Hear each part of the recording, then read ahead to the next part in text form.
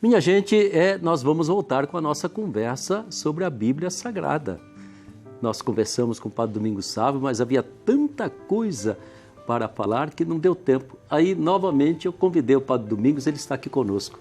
Padre Domingos, mais uma vez, seja bem-vindo, meu querido confrade. Eu que agradeço, Ulisses, mais uma vez essa oportunidade, né, que através de você me é oferecida de poder transmitir um pouquinho daquele amor, daquele carinho que eu tenho pela Palavra de Deus. Padre Domingos Sávio, eu acho que ele é um pouquinho fanático, viu? No bom sentido da palavra. O amor que ele tem às Escrituras Sagradas, e vocês já perceberam, quando ele prega, aquilo brota lá das entranhas, lá do fundo do coração dele. Isso é um testemunho muito bonito. Pode ter certeza, Padre Domingos. Mas hoje nós queríamos conversar, já levando em conta, sabe o quê? Iniciamos a grande aventura da finalização da fachada do nosso bonito santuário, o maior santuário mariano do mundo. E nós iniciamos exatamente na fachada norte, na ala norte, onde o grande tema vai ser o Êxodo. Veja, querido irmão, querida irmã, que a gente quer que a Bíblia Sagrada ela seja a porta de entrada do santuário mariano, porque Nossa Senhora é o caminho para Jesus, é o caminho para Deus, e ela esteja lá dentro do santuário. Aliás, dentro do santuário, não é mesmo, Padre Domingos Sávio? Como é que você vê aquela finalização bonita que está lá em azulejos, em mosaicos? Como que você interpreta quando você olha para dentro do santuário?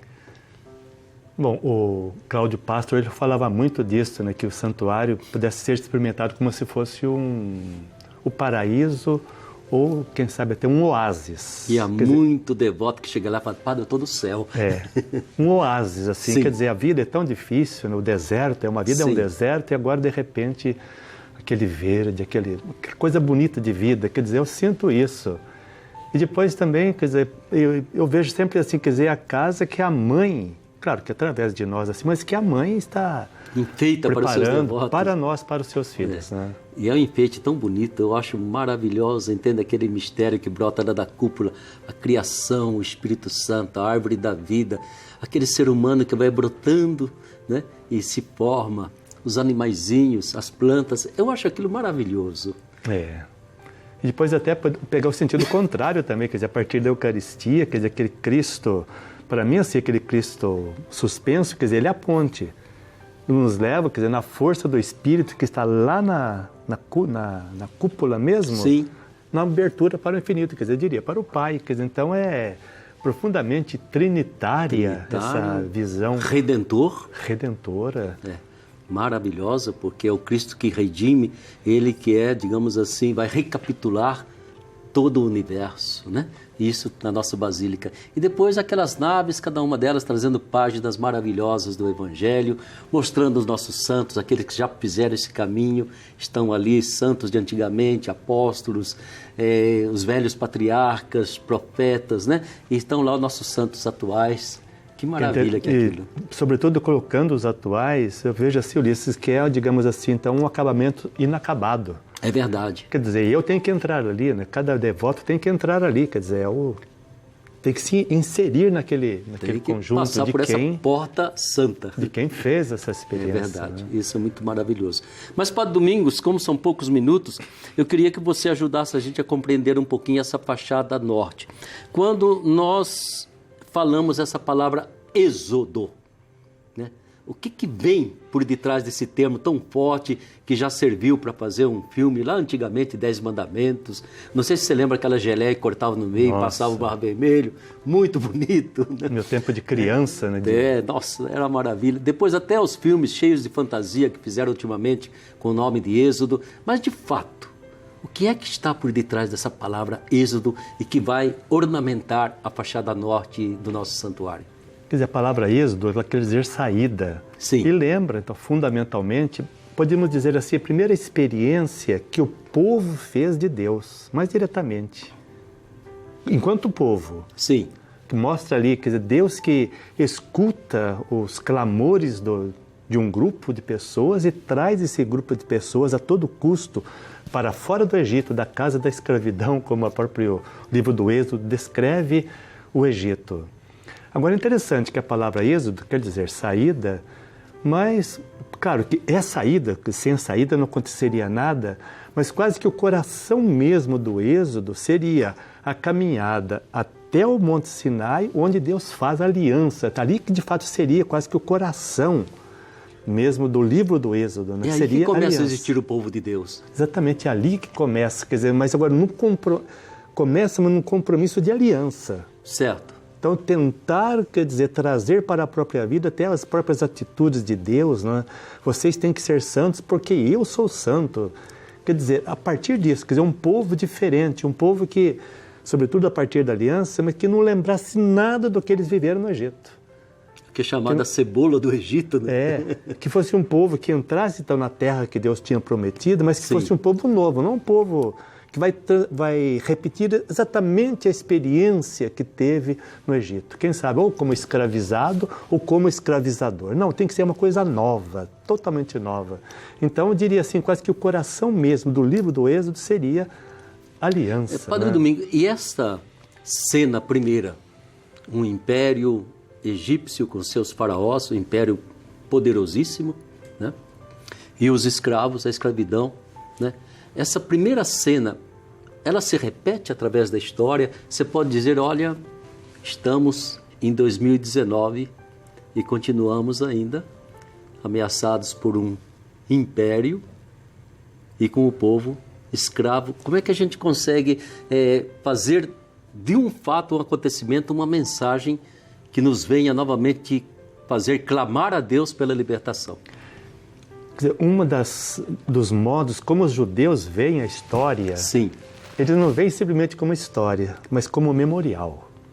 E o que quer dizer o memorial? O memorial quer dizer, não é só recordar, ou eu voltar a 3.000 anos atrás, ou trazer 3.000 anos para cá. Mas é mais hoje eu reviver o que aconteceu no passado. E como que a gente vai reviver isso aí hoje? Então, assim no caso, como você lembrou mesmo, quer dizer, hoje o Egito continua, e continua oprimindo. E agora tem que haver, né? Aí tem que haver Moisés, tem que haver, quer dizer, tudo isso tem que ser revivido, tem que haver alguém que hoje viva esses papéis, né? Que haja um Moisés que anime o povo e faça o povo sair então dessa escravidão que hoje ainda continua. A gente poderia dizer que, independentemente de querer hoje identificar o Egito com um determinado país, Estados Unidos, Rússia ou Europa, seja lá o que for, entende?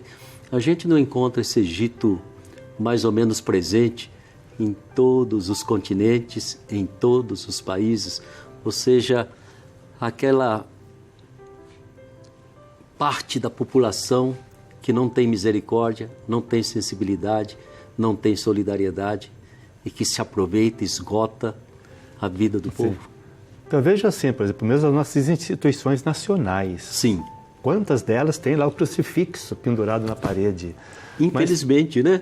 Então parece que é uma ofensa para Jesus. Né? Quer dizer, o que se resolve, o que se propõe a partir dali, não tem nada a ver com a proposta de Jesus. Porque Jesus realmente, ele veio realizar o êxodo. São Paulo até vai dizer que Deus nos tirou, né, em Jesus, né, do reino da escravidão e nos colocou no reino da luz e tudo mais. Quer dizer, então, o Jesus é que realiza de fato o verdadeiro êxodo. E Jesus, quer dizer, ele veio, ele pagou com a própria vida, né, ele ser mais do que um Moisés, quer dizer, alguém que foi, por primeiro foi livre, uma pessoa que se libertou pelas suas atitudes e propôs essa mesma libertação. É como você diz, trata-se de um memorial e a gente poderia quase dizer assim, quase que de um estereótipo que Deus oferece para a gente ler a história de cada momento, de cada geração e perceber que Deus nos quer livres e não escravos, né? E aceitar a palavra de Deus, a palavra dos profetas atuais que digam, gente, atento, estejam atentos e abertos porque essa história, essas páginas do passado estão aqui presentes na nossa história atual. Não, exatamente, né? Depois, como você mesmo falou, quer dizer, entre aspas, o Egito está aí oprimindo, sobretudo os mais simples, os mais marginalizados. Só ver mesmo, digamos, não sei, olhar um pequeno exemplo, quer dizer, a questão de salário no Brasil, né? É verdade. É mais do que Egito. É um vexame. É um vexame. E vem tudo, quer dizer, legal. Tudo aí está resolvido, né? Vai ser 1.000 e pouco o salário do ano que vem, está resolvido por lei já, que é tudo legal.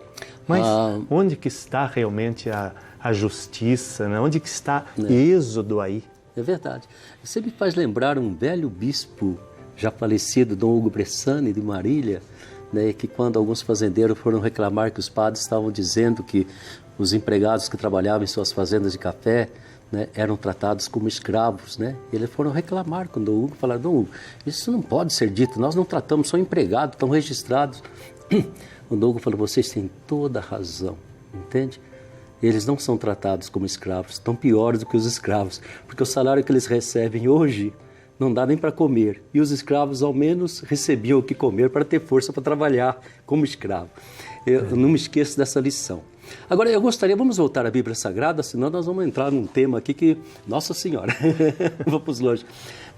Você percebe ao longo da Bíblia esse mesmo, digamos assim, leitura do êxodo do Egito se repete ao longo do Antigo e do Novo Testamento?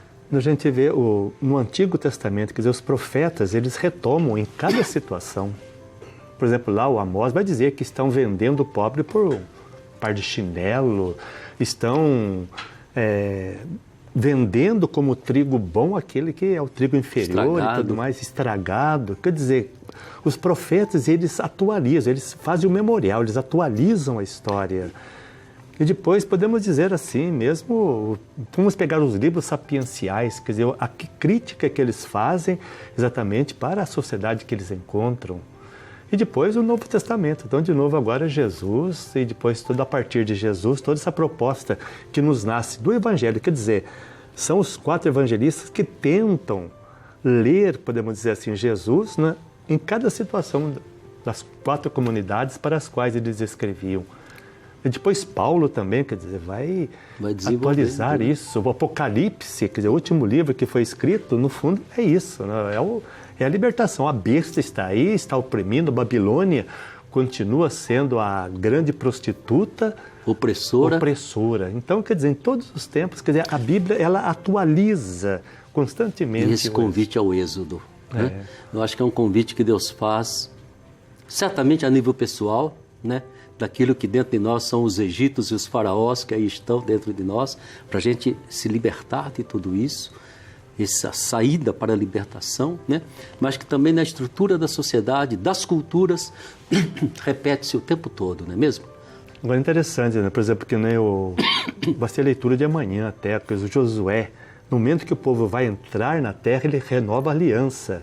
E uma das coisas que ele põe para o povo que vocês escolham, não entrem sem fazer escolha. Que Deus vocês vão querer adorar aí na terra prometida. Seu Deus dos egípcios, seus Deus lá do antepassado, lá da Mesopotâmia, ou é o Deus, até que ele vai dizer que eu e a minha família, nós vamos servir esse Deus, quer dizer, o Deus que nos tirou do Egito e que nos faz essa proposta de libertação. Você acentuou e eu retomo. O êxodo está ligado à fidelidade à aliança. Este é o meu Deus, né? Eu pertenço a Ele e vou ser fiel a Ele. Por isso não vou ser escravo jamais. Depois também, uma das coisas bonitas que eu acho, Ulisses, que Jesus ele realça demais mesmo a questão do fermento, né? Quer dizer, tem que começar, o fermento é aquele que começa, né? Sem fermento a massa não tem sentido. Então, quer dizer, tem que começar comigo, né? Cada um de nós temos que ser esse fermento que começa realmente esse novo. Não é esperar quando, né, for assim, então não. Cada um de nós tem que ser o fermento, o início exatamente da proposta de êxodo a partir de Jesus, que ele é o grande realizador do êxodo. É o nosso Moisés. É o Moisés, tudo, verdadeiro, né? Êxodo final de todo o povo de Deus. Domingo sábado terminamos o tempo de novo, não é possível, viu? Não conseguimos atravessar a terra, chegar à terra prometida, eles falam, está terminando o programa.